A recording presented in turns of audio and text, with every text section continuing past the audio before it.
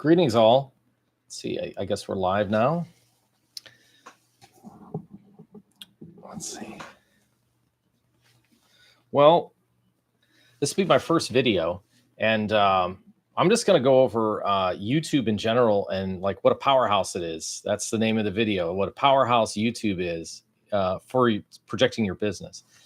And we're working on a new business right now, the business model, and YouTube is going to be a platform that we're going to use for advertising to send people over to the site, the private site, because we have interest in keeping everything running, because there's specific guidelines at YouTube that, remember, the platform is free. So like right now, as I started getting into this, I never really did any of the tech side on this yet.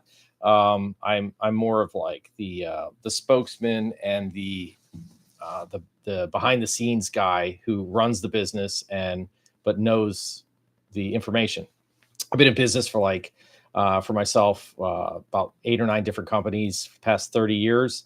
Started young, so I've got a lot of experience, and that's what really the channel is all about, is hearing people's experiences in business and getting people knowledge and information, so that if you start a business that you're going to hear I imagine horror stories. Like I have so many of them. Like I've got a lot of good stories, but I got a lot of crappy stories too, and they're very entertaining. So as I'm going through YouTube and looking at it, like, okay, we're going to set up a channel, and we're going to be using this as an advertising platform. What's the liability behind it? Because I've heard all these horror stories about somebody having a channel and getting a rug pull and the information that's on it. And is it for kids? Is it for business? Is it for entertainment? Whatever it is. And I start reading through the legalese on it. And I thought, well, why is there such a problem? Like, why are people, these rug pulls, they're saying things that aren't warranted under the umbrella of YouTube. So people have to understand that YouTube is its own corporation. If somebody comes out and says it's a free speech issue and I want to say XYZ on YouTube, well, you're not allowed, because it's okay. YouTube is a corporation that's in the United States it's under the rulership. They get to make their own laws. So it's a privatized environment. So if you decide to go on there and, I become a member at a local country club, and I go out and I walk out on the first tee and I'm naked, and they're like, hey man, there's a dress code. Sorry, you can't play here. So it's like, well, that's an example of it. And it's like, well, if you say things, obviously, if you're looking a certain way, or you're doing something that's malicious, or you're using language that's that way, like, why would you expect that you would be on it? You have to understand, like, as soon as I'm putting this out right now, and this is going out live to everyone now, how many people see it? I don't know, but you're projecting yourself basically in this ocean of internet. This is going like this, like, worldwide capability of being able to see myself. Now, from my background in business of being a Gen Xer, in order to be able to project yourself in your business, well, you had to have advertising, print advertising. I had to go through the yellow pages, the local yellow page advertising, and I had to pay for all this stuff. My yellow pages ad for one of my businesses, I was paying $6,000 a month just to get in the local, like, in that book. Okay. It wasn't going like if I'm in North Carolina, in Raleigh, North Carolina, it's in that book. It's not in Austin, Texas, or, Peoria, or wherever. It's not out there. So you have to understand, like, the power of this. This is incredible. So when people get into here, it's like they're too big for their britches. They don't understand that there's a ruler and a governance that has to be in place in order to be able to keep this thing from totally running off the rails. So who has that jurisdiction? YouTube does. YouTube is essentially, they're the gatekeeper, if you will. And they have guidelines. And it's like, well, if you read through the guidelines, and if there's, whether or not it becomes political or not, whatever it is, and there's certain words that people know that they can and can't say on it. And it's like, okay, well, again, think of yourself in a country club, or you're in the difference between me getting a hamburger and the language I can use at the ballpark is different than with what I can use at Chez Ches, which it's a $500 a plate meal. Sure, you could use that language, but at the end of the day, they're not going to allow you to come back in, unless you're Tony Montana, you know. So if you've got that type of money and that power, but what will happen is the patrons will stop coming to your restaurant, right? If I go into a really expensive restaurant and I make a scene, okay, which is the same thing of using language and using this platform, why the heck would nobody's going to go back? They voluntarily be like, I'm not going to go back there because that guy is like a train wreck, and the institution allows them to come in here. So I'm going to go somewhere else and spend my money somewhere else, because if I want to be in an environment where I feel comfortable. And that's the root of it. Now, whether or not you think you have truth, that doesn't give you any justification for saying anything. It makes no difference. Like, and proving truth, well, I have all of these proofs and everything else. Be like, that's great, but that's not what this is. I started looking through again these guidelines, and I thought, well, surely does it say anything about truth? I took a screenshot of it before I came on. So this is what it's telling me as a business owner. These are things that you can choose whenever you pick to set this thing up: comedy, education, entertainment, film, animation, gaming, how to and style, music, news and politics. Okay, so there's news and politics, nonprofit and activism, people and blogs, pets and animals, cat videos, science and technology, sports, travel and events. That's it. So all of those elements, that's the vast majority is entertainment. And well, if it's news and Politico, that's the huge entertainment element too. Look at CNN, Fox News, MSNBC. People run that stuff all day long because it's become very entertaining. Whether or not one side you can tune into one channel, MSM, and then Fox, they're telling the same story from two different angles. And this guy, it's right, and that guy, it's not. So again, that's not truth. Truth is what it is. Maybe it's activism. Maybe it's nonprofits and activism. Well, that's not. No, activism is about like lobbying for a specific cause. That's not about using specific language and attacking someone else. So whenever you use language against another person, you're liable. Okay. So now you're talking about legal issues. So when you come on this platform, which is free, you can't talk about others in that light, because you open yourself up for litigation. That people don't understand that. So if you put something out that badmouths another person or a business, and you put that stuff out in the public forum, then the person that's liable is YouTube, because YouTube is allowing that to happen. Okay. That's what people don't understand. Be like, this isn't the Sun Times or the Inquirer, where you can just, people have to actively buy that. They can put what they want, they can buy it, but they still get in trouble. Those rags would still get in trouble for saying things. Newspapers are putting things out, but they have it in their budget. People don't understand this, that it's in their budget to make a stir to get people to buy the papers. And that's what the old way used to work. It's been that way as long as they've had print news. So it's a free platform. It's really great. There's a lot of great tools in here for developers and people that are creators. And you could be everywhere. Like, the power of that is absolutely incredible.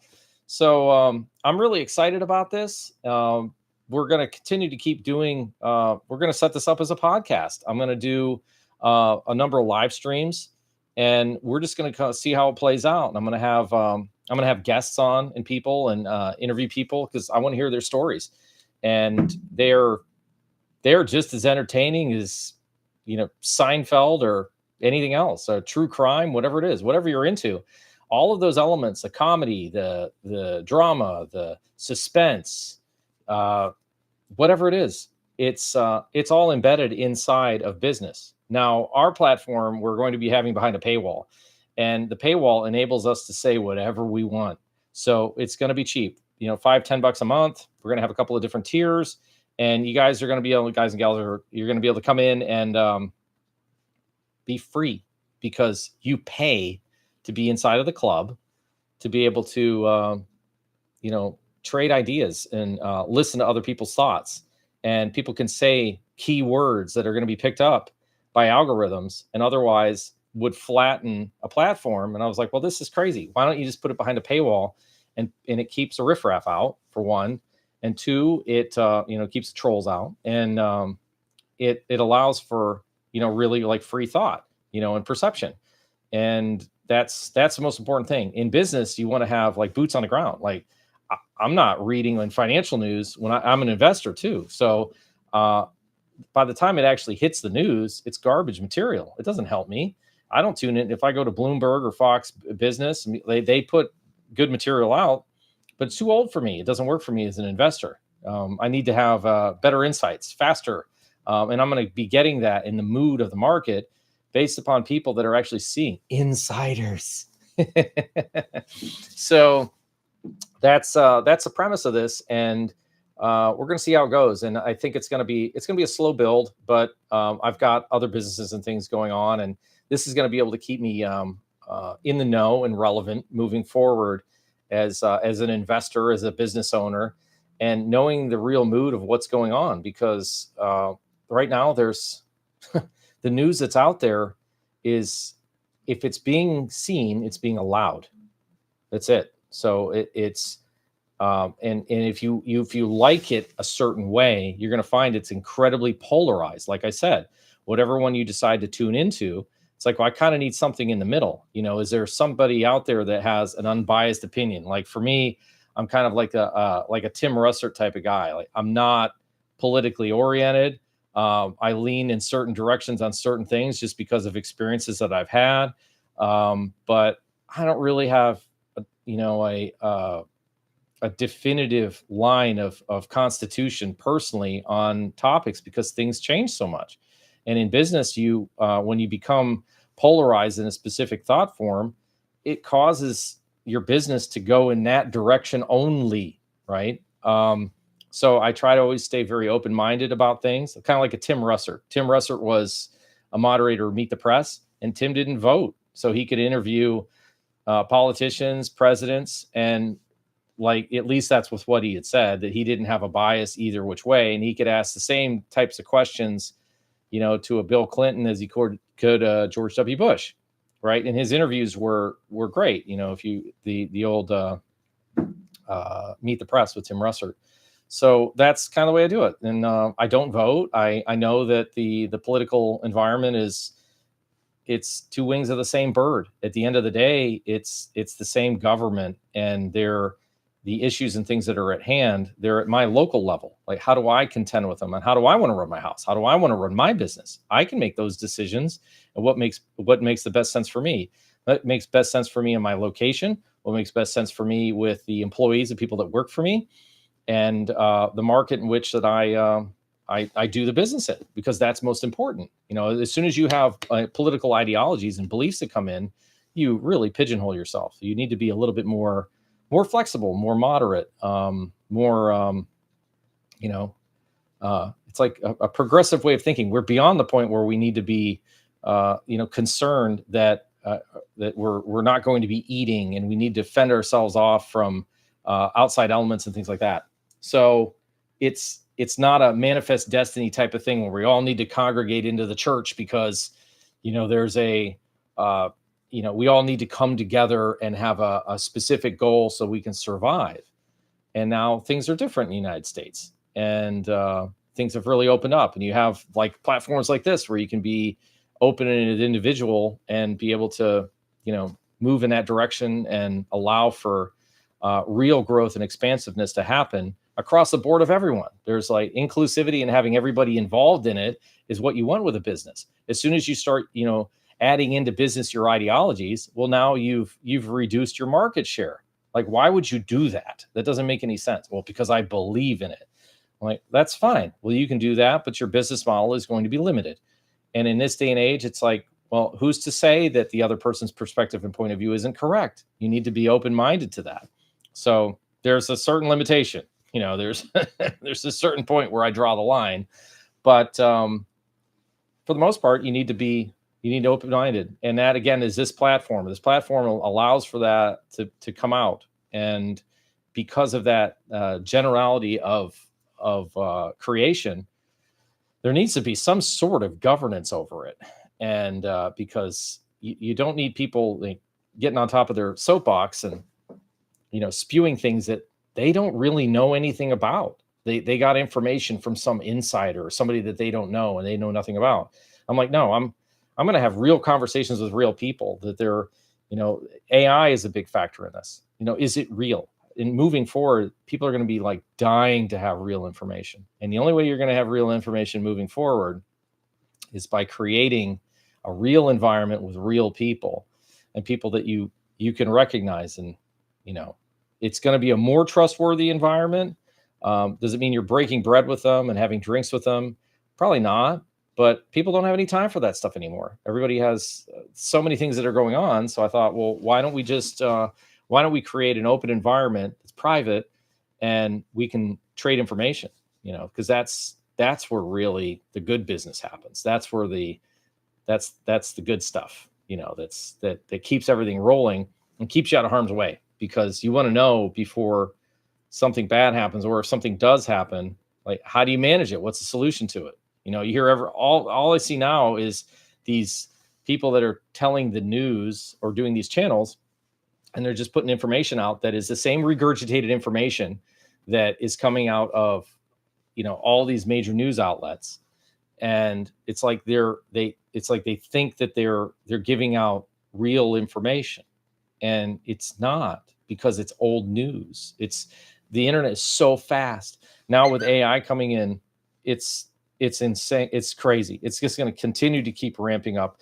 And when humans stop using AI for making personal figures, like action figure dolls with memes and things like that, or CGI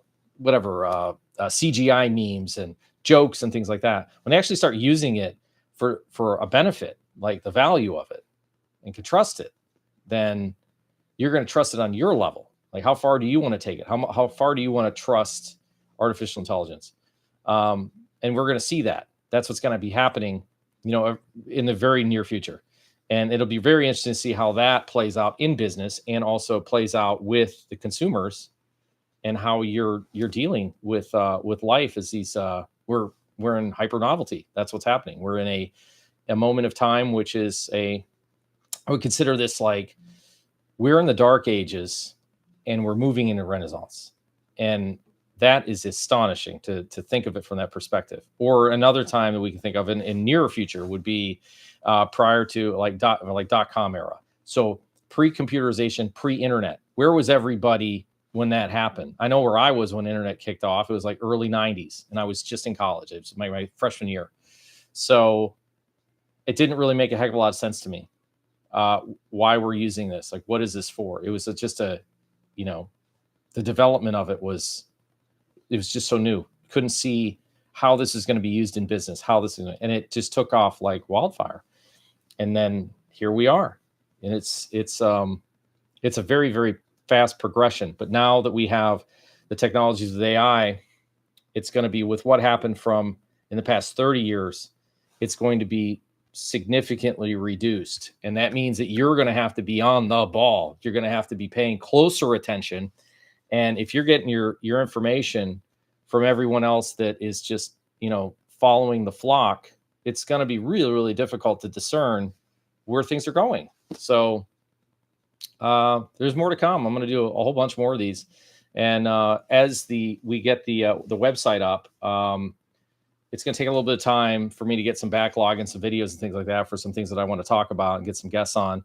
But yeah, more to come. So cheers. We'll talk to you later.